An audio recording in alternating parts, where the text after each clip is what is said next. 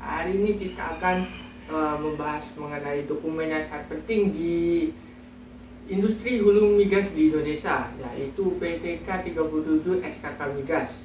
Dengan saya, Ibrahim Berfanjaufanani, dan rekan saya, Fitra Hamaludin.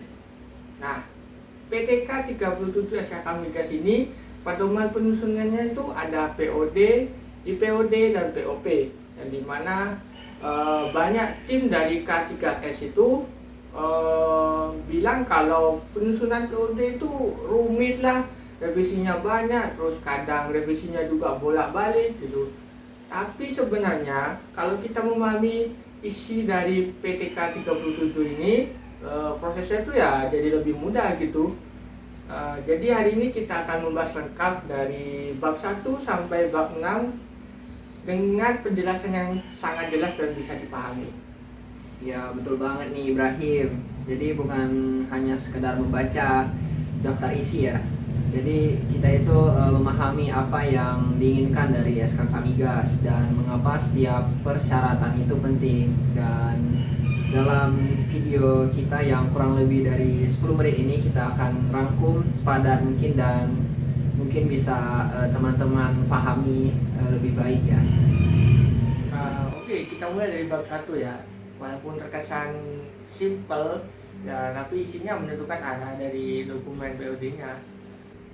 Ya benar Ibrahim. Jadi maksud dan tujuan dari laporan POD ini untuk tujuannya yaitu memastikan POD itu disusun dengan data subsurface yang valid, kemudian analisis teknis yang bisa diverifikasi, lalu ada rencana pengembangan yang ekonomis, dan juga pengambilan keputusan yang melindungi kepentingan dari negara. Jadi hal ini itu bukan hanya sekedar template, namun menjadi standar evaluasi. Terus untuk ruang lingkup di sini tuh, ruang lingkupnya tuh meliputi semua bentuk usulan, ada POD 1, POD lanjutan, terus ada IPOD, terus ada revisus POD sampai POP. Betul, dan yang lebih pentingnya SKK ini membedakan fungsi dari masing-masing. Misalnya PODI harus berisi seluruh justifikasi mulai dari geologi, reservoir, dan fasilitas produksinya dari nol. Untuk revisi POD hanya jika ada major change, yaitu seperti perubahan plateau produksi, jumlah sumur jauh lebih banyak, atau capex yang naik signifikan. Kemudian untuk dasar hukum dari PTK 37 ini yang dimana menyandar ke UU Migas, Peraturan Pemerintah, PSC, dan pedoman teknis lain. Artinya POD ini juga merupakan dokumen hukum. Untuk istilahnya yang menjadi salah satu bagian penting, misalnya reserve P1 yang artinya terbukti, P2 hampir pasti atau setelah tambahan dari sumur, P3 potensi jangka panjang, plateau production, laju produksinya konstan yang ingin dicapai, kemudian ada economic limit, yaitu produksinya itu telah mencapai titik yang tidak lagi menguntungkan. Kemudian untuk bab 2-nya ada ketentuan usulan POD, IPOD, dan POP.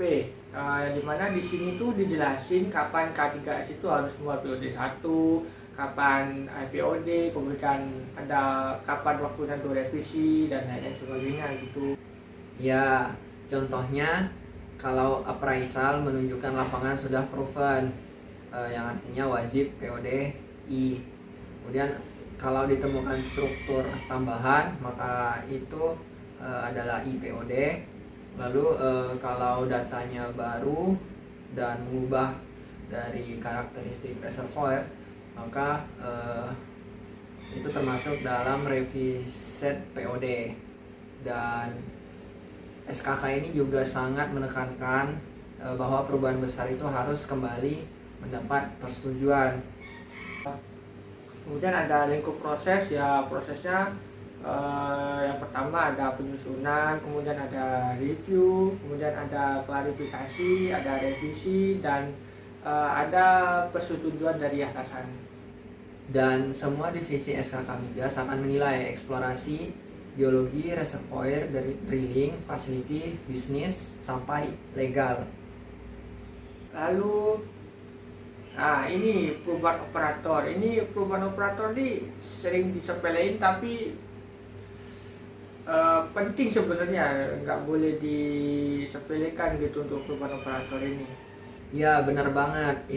Itu sebenarnya penting. Nah, jadi jika operator itu berubah, SKK itu harus menilai pengalaman, kemampuan finansial, reliability, track record project management, dan karena mereka itu akan mengerjakan proyek yang bernilai ratusan juta dolar. Kemudian ada kriteria persetujuan ini ya, cuman ada satu pertanyaan sih, apakah rencana ini tuh layak buat dilanjutin atau tidak gitu. Oke, untuk jawabannya itu dievaluasi berdasarkan satu, subsurface, yaitu modelnya itu logis atau tidak, atau prediktif atau tidak. Lalu yang kedua itu ada teknis, seperti jumlah sumurnya itu cukup atau tidak, atau fasilitasnya itu memadai atau tidak. Lalu yang ketiga itu ada ekonomi, seperti NPV-nya positif, RR-nya kompetitif, atau government tag-nya terjaga. Untuk yang keempat itu ada risiko, yaitu mitigasi realistis atau hanya formalitas. Kemudian untuk di bab 3 ada prosedur usulan POD, yang dimana itu bab ini tuh paling krusial ya, dimana kita tuh menjelaskan 4 bagian, ada surface, drilling, kemudian dat ekonomi, HSE, resiko.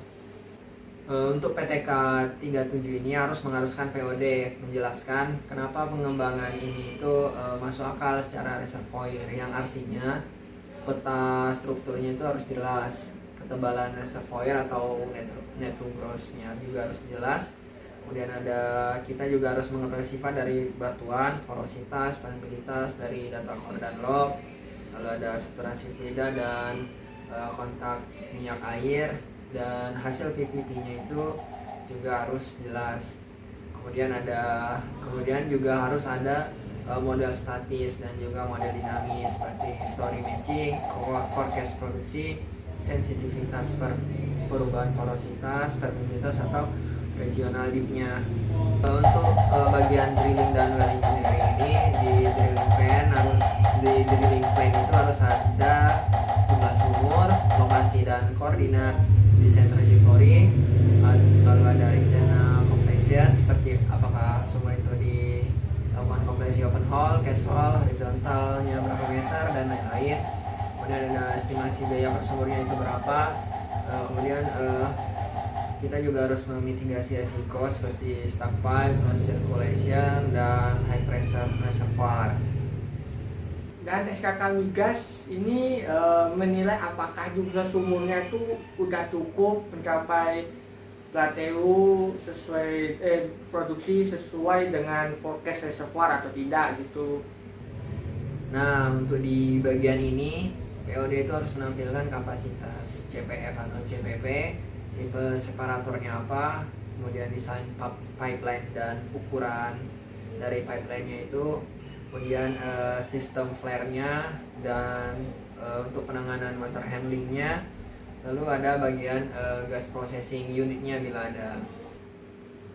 Kemudian ada ekonomi, jadwal, HSE, dan resiko. Di mana di POD ini banyak ditolak karena tidak ada sensitivitas. Padahal SKK itu pengen tahu apa yang terjadi jika harga minyak itu anjlok gitu. Oke, untuk bagian ekonominya, ekonomi ini harus mencakup capex breakdown per komponen. Kemudian yang kedua itu opex tahunan. Yang ketiga ini NPV, RR, POT, dan juga government tag. Lalu sensitivitas harga minyak atau gas. Lalu resiko capex-nya ini overrun.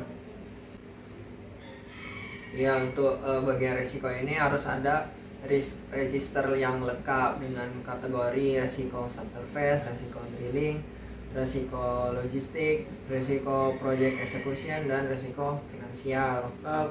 Kemudian di bagian HSE ini tidak hanya kotakan ya. Benar Ibrahim, harus ada hazard identification, emergency response plan, dan environmental impact summary. Terus di bab 4 monitoring POD ini, setelah POD disetujui ini apa sih yang dilakukan setelahnya gitu? Nah, untuk K3S ini wajib melaporkan realisasi bulanan dan tribulan, seperti progres dari drillingnya itu seperti apa, yaitu seperti berapa sumur yang sudah selesai, lalu ada progres fasilitasnya, kemudian ada produksi aktual versus forecastnya, capex yang realisasinya, kemudian ada deviasi dan penyebabnya. Dan SKK ini ingin memastikan proyek ini itu berjalan sesuai dengan komitmen. Dan sanksinya jika kalau ada deviasi besar dan tidak dilaporkan, biasanya itu sanksinya itu bisa berupa teguran, kemudian ada permintaan revisi POD, kemudian yang ketiga itu penundaan approval program kerja, yang keempat kemudian pembatasan aktivitas sampai justifikasi lengkap. Transparansi itu penting ya, jadi bukan hanya teknis saja yang penting gitu. Kemudian ada penutup bab 6 terakhir. Ya, di bab ini tuh PTK 37 itu menegaskan wajib dipatuhi ya, yang dimana ini panduan resmi untuk memastikan pengembangan lapangan secara aman, ekonomis, dan memberikan dampak yang maksimal ya terhadap negara gitu. Ya benar, kalau semua pas, approval POD bisa jauh lebih cepat. Oke, terima kasih kepada kalian yang sudah menonton podcast kali ini. Ini adalah podcast 10 menit yang jelas, yang sangat jelas dan langsung ke intinya. Jadi saya Ibrahim Perpanjau Manani dan rekan saya Fitra Maludin. Kami izin undur diri dan dadah. Dadah.